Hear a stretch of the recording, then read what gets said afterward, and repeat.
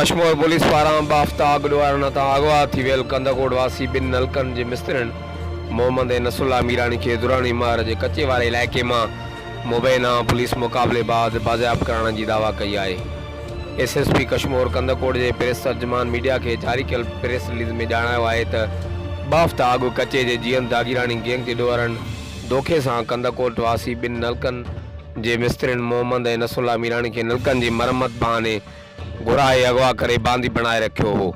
संदन खे अॼु दुरानी मार जे कचे वारे इलाइक़े मां लाॻीतो हलंदड़ ऑपरेशन दौरान मुक़ाबले बाद बाज़ियाब करायो वियो आहे। ॿिए तरफ़ इलाइक़े में इहे चौबोल आहिनि त मुगी भुंग भरे बाज़ियाब थिया आहिनि।